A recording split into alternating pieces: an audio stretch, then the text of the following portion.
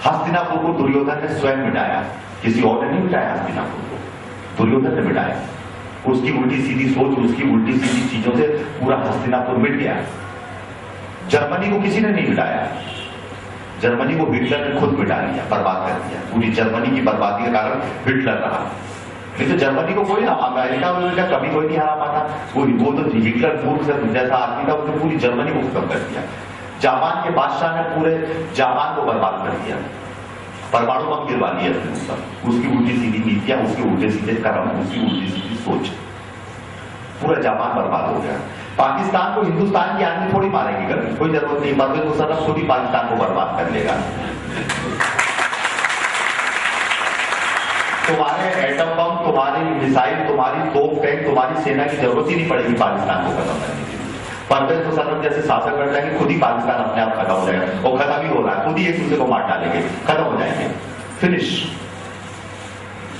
कोई किसी को नहीं मारता, तुम अपने आप को मारते हो। ये ताला का महत्व, तुम कोई किसी को नहीं मारता।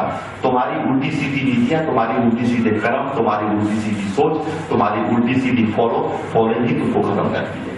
You kill yourself, nobody is going to kill you. Tara यही कह रही है, कोई तुझे मारेगा नहीं, तू खुद अपने आप को मार डालेगा।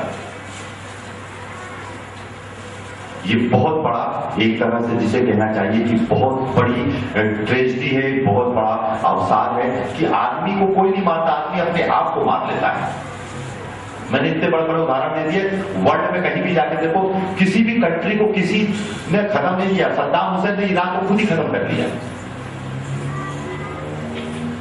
क्योंकि मार्गदर्शन गलत था।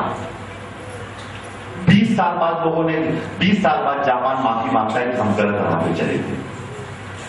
20 साल बाद जर्मनी माफी मांगता है कि हमने गलत काम किए थे, और उसका परिणाम हमें ये मिला। रियलाइजेशन तो 20 साल बाद होता है, 25 साल बाद होता है। जब तुम 50 हो जाते तब तुम्हें रियलाइजेशन होता है 20 साल पहले गलत शादी कर ली थी, इसका परिणाम आज ये है। 20 साल पहले जब आदमी 40-45 का होता है, तो जैसे जर्मनी को रियलाइज होता है ना, जापान को रियलाइजेशन होता है, तब आदमी को रियलाइज होता है 20 साल पहले गलती करी थी, गलत काम कर दिए थे कुछ हद से, जो आज भोग रहे हैं बैठ के। 20 साल बाद रियलाइजेशन होता है, इतनी जल्दी थोड़ी होता है। इट टेक्स टाइम, आदमी को टाइम लगता है। कई बार ये भी रियलाइजेशन होगा 20 साल पहले काश गुरुजी मिल गए होते तो आज ये स्थिति नहीं होती। 20 साल पहले नहीं जाना था। और आज भी ऐसा मत करना, जो दीक्षा लेने आए, जो लेने आए, जो लेने आए, कि 20 साल फिर ये मत कहना 20 साल पहले गुरुजी आए थे, 5 साल पहले गुरुजी आए थे, अगर उनकी बात मान लेते तो कहीं के कहीं होते, इस बात पे नहीं चलते। अब मैं देखता हूँ पश्चिम बंगाल वाले, वो कम्युनिस्ट है, वो अपने बंगाल का विज्ञापन करते हैं, IT कंपनी खोल दी हमने, कलकत्ता को ऐसा बना के। 20 साल बाद उनको रियलाइजेशन हुआ, 25 साल बाद कम्युनिस्टों को ये रियलाइज हो गया कि हमने जो नीति अपनाई थी वो गलत नीति थी। हमारे बंगाल के लोग भीख मांग रहे हैं हमारी नीतियों से, कम्युनिस्ट की नीतियों से। तो वो विज्ञापन करने लगे, IT देखो, बंगाल आओ, हमारा बंगाल बहुत सुंदर है, ऐसा वैसा। उनको रियलाइजेशन हो गया। चाइना को रियलाइजेशन हो गया, 25 साल के कम्युनिस्ट शासन के बाद चाइना को रियलाइजेशन हो गया, we are on the wrong path, हम गलत रास्ते पर चल रहे थे, और ये 20 साल बाद उसके ये परिणाम है। और मैं अपने शिष्यों का आशीर्वाद यही देता हूं, 20 साल बाद रुकना रहे, 2 दिन बाद को realization, you are wrong, you are moving in a wrong direction.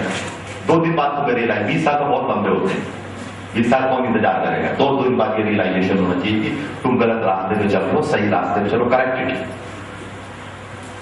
इतना टाइम मत लो, इतना समय मत लो कि बुढ़ापे में 90% लोगों की यही कहानी है। वो रियलाइज करते हैं कि हम वो भले मुझसे न बोले, किसी से न बोले, जब एक कमरे में कोने में बैठेंगे, अपने को कमरा बंद करके बैठेंगे और अपने आप को सेल्फ एनालाइज करेंगे, तो वो रियलाइज करेंगे कि ये गलतियां हुई हैं हमसे, हमने गलत पाथ चुना है। इसीलिए मैं कह रहा हूं कि मैं तुमको किसी धर्म की शाखा में नहीं डालना चाहता, मैं तुमको किसी भी धर्म के प्रति, मंदिर के प्रति पीछे नहीं लगाना चाहता, क्योंकि आफ्टर ऑल यू रियलाइज कि हम यहां से हम कहीं नहीं पहुंचे, वी आर नोवेयर, हम कहीं नहीं पहुंच पाए, हम वहीं के वहीं धरे हुए हैं। जो तुम्हारी सोच है, जो तुम्हारा चिंतन है, उसको तुम सोच लो, समझ लो कि तुमको कितनी दूर ले जाएगा। इसमें ताकत है तुमको दूर ले जाने की, नहीं ले जा पाएगा ये ज्यादा दूर। फॉलो मी, मैं तुम्हें वो बात दिखाता हूं, मैं तुम्हें वो मार्ग बताता हूं, मैं जो तुम्हें चीज बताता हूं उस पे चलो और उससे ही तुम आगे निकल। योग तुमको कितना दूर ले जाएगा? बहुत बहुत लंबा थोड़ी ले जाएगा बाबा रामदेव भाई। योग जरूरी है, नेसेसरी है, it is a part and parcel of your life, but it will not take you to a very long distance. बहुत लंबा नहीं ले जा पाएगा। दवाई तुम्हें बहुत लंबी नहीं ले जा पाएगी, प्रवचन तुम्हें बहुत लंबे नहीं ले जा पाएंगे, तुम्हारे देवी देवता कुल देवता, तुम्हारी पूजा पद्धति, तुम्हारी प्रणाली को बहुत लंबा नहीं ले जा पाएगी। 1 लीटर पेट्रोल में पूरी दुनिया की यात्रा नहीं कर पाओगे। भूल जाओ इस चीज को। मोटरसाइकिल में 1 लीटर पेट्रोल डला दिया, सोचा पूरी दुनिया का चक्कर लगा के जाएंगे, तो तुम अपने आप को बेवकूफ बना रहे हो। तुमको बहुत ज्यादा लंबे नहीं ले जा पाएंगे। पत्नी तुम्हारी तुमको पति तुमको बहुत लंबा थोड़ी ले जा पाएगा। पत्नी तुमको बहुत लंबी यात्रा नहीं करा पाएगी, बहुत दूर नहीं ले। बच्चे तुमको बहुत लंबे नहीं ले जा पाएंगे। बहुत कम गुरु होते हैं जो लंबी यात्रा कराते हैं और रीइनकार्नेट कर देते हैं। ये सुपर नेचुरल विद्या है, इसमें सुपर नेचुरल पावर्स का उदय होता है। ये एक सामान्य पूजा परिपाटी नहीं है, इसमें सुपर नेचुरल, इसमें कहा गया अति में अतिवान क्षमताओं का विकास होता है। तारा महाविद्या एक्चुअली मैजिकल विद्या है। It is a secret cult. ये बहुत सीक्रेट कल्ट है जो मुझे नहीं कहना चाहिए, पर फिर भी मेरे शिष्य हैं तो उनके सामने बता। ये बहुत सीक्रेट और गुप्त विद्या है और इससे सुपर नेचुरल ह्यूमन बीइंग का इवोल्यूशन होता है।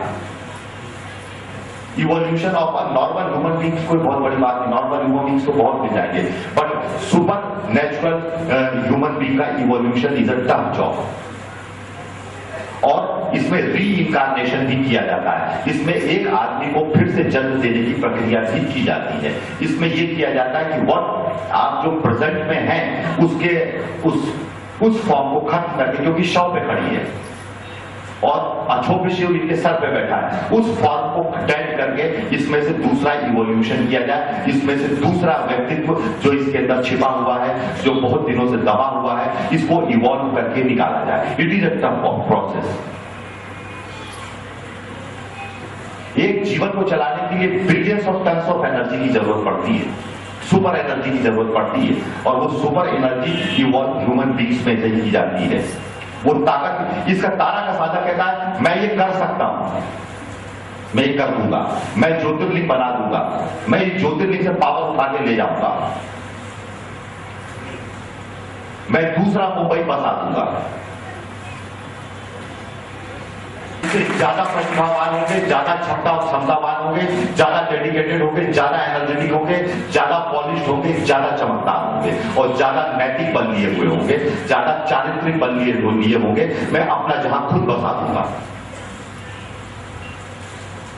और आज बसा दिया।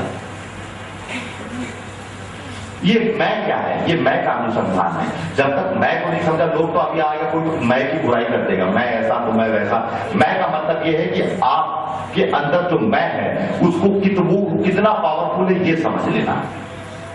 और जिस दिन उस मैं को, उस तम को समझ लिया, तो फिर आप क्रिएट करने की ताकत रखते हो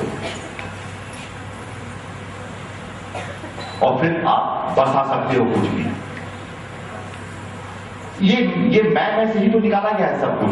आज से 5000 साल पहले तो तुम ही तो थे। आज से 5000 साल पहले तुम ही थे जो बिना कपड़े के घूम रहे थे।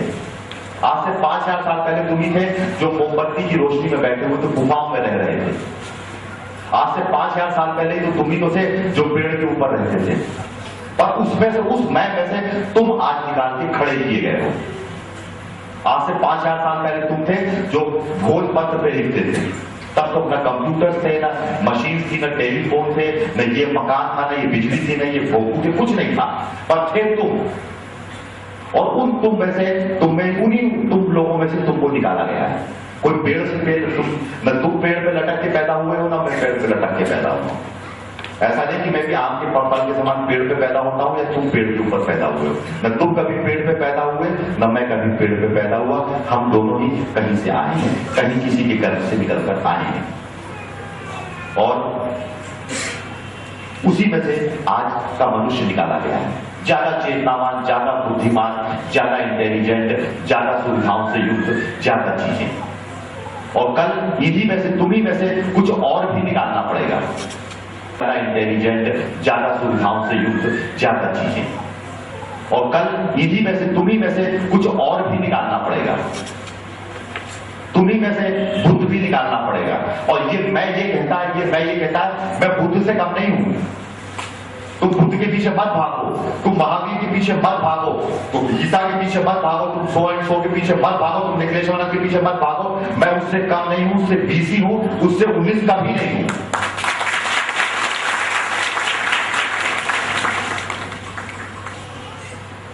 किसी भी मामले में तुम्हारे माँ बाप जितने पढ़े लिखे थे, तुम उनसे ज्यादा पढ़े लिखे हो। तुम अपने माँ बाप से ज्यादा स्वस्थ हो, तुम अपने माँ बाप से ज्यादा पैसा एंजॉय कर रहे हो, तुम अपने माँ बाप से ज्यादा दुनिया देख रहे हो। तुम्हारे माँ बाप ने क्या देखा था, तुम अपनी हिस्ट्री उठा के देख लो, तुमने उनसे ज्यादा दुनिया देखी, तुमने उनसे ज्यादा ज्ञान प्राप्त किया, तुमने उनसे ज्यादा लाइफ एंजॉय की। तुम 19 कहां से हो गए उनसे? मुझे बताइए, कहां से 19 हो गए तुम उनसे? कहीं से 19 नहीं हुए। और कोशिश भी यही होनी चाहिए कि तुम्हारे बाद की 20 की जनरेशन, मैंने यही कहा कि मेरे बाद अगर कोई इस श्रृंखला को संभालता है, जब तक हूं मैं तब तक मुझे नहीं मालूम, ये कोई डेट नहीं दी जाती इसमें, और मेरे बाद कोई श्रृंखला को संभालता है, वो मेरी संस्था से हो, कहीं से आए, हिंदू हो, मुसलमान हो, सिख हो, ईसाई हो, महाविद्या साधक से आए, सिद्धार्थन से आए, कहीं दुनिया के किसी कोने से आए, वो मुझसे हर मामले में 20 होना चाहिए। एक गुरु क्या सोचता है? गुरु यही सोचता है कि मेरे पास जो भी साधकों को संबोधित करें, वो मुझसे ज्ञान में भी 20 हो, मुझसे सौंदर्य में भी 20 हो, मुझसे ताकत में भी 20 हो, मुझसे प्रज्ञा में भी 20 हो, मुझसे ज्यादा त्याग में भी 20 हो।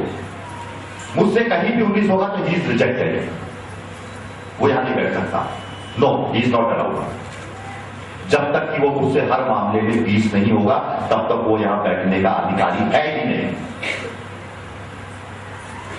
और यही चीज तुम्हारे साथ भी चलनी चाहिए, तारा महाविद्या के साथ भी चलनी चाहिए। यही चीज होनी चाहिए जो आने वाली तुम्हारी संगति, तुम जो हो सो हो, तुमने जो भोगा सो भोगा, तुमने जो कष्ट झेले तो झेले, तुम जितना पढ़े लिखे, जितना ज्ञान प्राप्त कीजिए, it is a matter of time now. पर तुम्हारे, क्योंकि तुम खत्म नहीं हो, तुम end, you are not the and.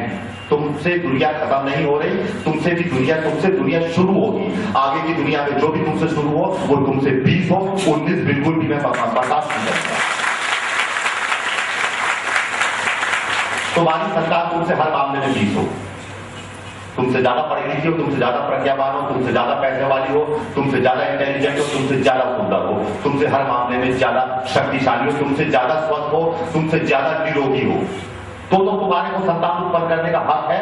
तो मुझे तुम्हें बोलने का हक है, तो मुझे गुरु बनने का हक है कि आने वाले शिष्य, और ये बात ये भी याद रखो, जो तुम हो, आने वाला आयोजक थोड़े से ज्यादा रिफाइंड होगा, आने वाला आयोजक तुमसे से ज्यादा रिफाइंड होगा। अरविंद बाबा से ज्यादा रिफाइंड है, अरविंद बाबा मच मोर। इनने अपना पार्ट प्ले किया, इनने अपनी सबक का, पर ऐसा नहीं कि इन्हीं पे बॉम्बे खत्म हो जाएगा। इनके बाद आने वाला जब भी आएगा, आज से आए, 2 साल बाद आए, 5 साल बाद आए, इनके साथ मिलकर के, and always welcome the younger generation. आने वाली जनरेशन का कभी विरोध मत करो, नहीं तो तारा उठा के, तारा रिटायर्ड, यू रिटायर्ड। इसीलिए रिटायर क्यों किया जाता है? सुपर पावर मनुष्य को रिटायर क्यों कर देती, गेट रिटायर्डेड क्यों कर देती है, क्यों डस्टबिन में डाल देती है, पेंशन खा बैठ के, बैठ बचा के? इसलिए क्योंकि ही always opposes the coming generation. 20 को 19 जब अपोज करेगा तो तारा उठा के उसको रिटायर कर देगी, उसका रिटायरमेंट निश्चित है। अगर मैं 20 का विरोध करूंगा तो मेरा भी रिटायरमेंट निश्चित है, मेरी भी मृत्यु निश्चित है। इतना याद रखना, चाहे कोई हो, चाहे तुम हो, चाहे मैं हूं, क्योंकि ही always create a perfect thing. Perfection की लाइफ चल पड़ी है, परफेक्शन निकल के आएंगे। इसीलिए बुद्ध का जिसने विरोध किया खत्म हो गया, सबको रिटायर करके तारा न काटे। मैं बुद्ध को प्रोटेक्ट कर रही हूं, द श्रृंखला, जो the chain of Buddha, I am protecting the chain of Buddha. मैं बुद्ध की जननी हूं और मेडिटेटिव माइंड की जननी हूं। और मेडिटेटिव माइंड जब भी होगा, when ever you got the meditative mind, और जैसे जैसे मेडिटेटिव माइंड बढ़ता जाएगा, मेडिटेटिव माइंड इस पृथ्वी की का फूल है, इस पृथ्वी की रौनक है, इस पृथ्वी की चमक है, इस पृथ्वी का तारा है, वो है मेडिटेटिव माइंड, ध्यानस्थ मस्तिष्क। और ऐसा ही आशीर्वाद देता हूं अपने लघु प्रवचन को समाप्त करते हुए कि तुम ध्यानस्थ मस्तिष्क के मालिक बनो और तारा तुम्हें प्रोटेक्ट करे, तारा तुम्हें पैसा दे, रुपया दे, ऐश्वर्य दे, एंजॉयमेंट दे, he will provide you each and everything, पर तुम ओरिजिनल एक्चुअल मेडिटेटिव माइंड को प्राप्त हो, ऐसा ही मेरा आपको आशीर्वाद है।